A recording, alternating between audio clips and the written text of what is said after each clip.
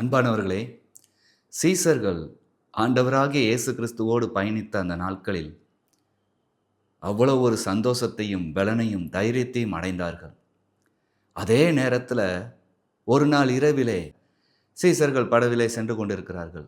இயேசு கிறிஸ்து அவருடைய படகிலே உறங்கிக் கொண்டிருக்க, திடீரென்று படகு அமிழத்தக்க, படகு சேதமடையத்தக்க மோசமான புயலை சந்திக்கிறார்கள்.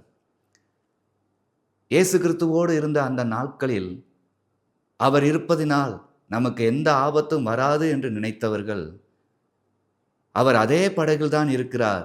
ஆனாலும் படகு கவிழத்தக்க அந்த புயலின் சேதங்கள் தாங்க முடியாமல் ஆண்டவரிடத்திலே போய் இப்படியாக கேட்கிறார்கள், ஐயரே, நாங்கள் மடிந்து போகிறோம், உமக்கு கவலை இல்லையா என்று.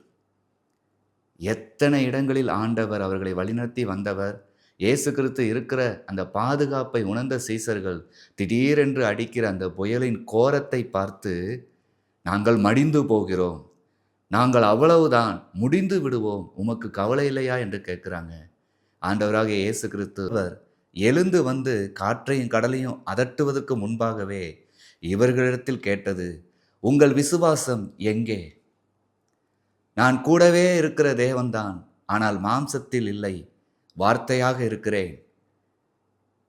உங்களுடைய விசுவாசம், நான் இருக்கிறேன் இந்த படகுல, இயேசு இருக்கிறார் இந்த படகுல, எப்படியாக ஆபத்து வந்தாலும் நம்மை நேரிட விடமாட்டார் என்கிற எண்ணத்தோடு கூட நீங்கள் இருக்க வேண்டாமா?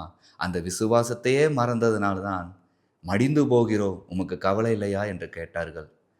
இன்றும் தேவ பிள்ளைகளே, நீங்கள் ஆண்டவரிடத்தில் எப்படி இருக்கிறீங்க?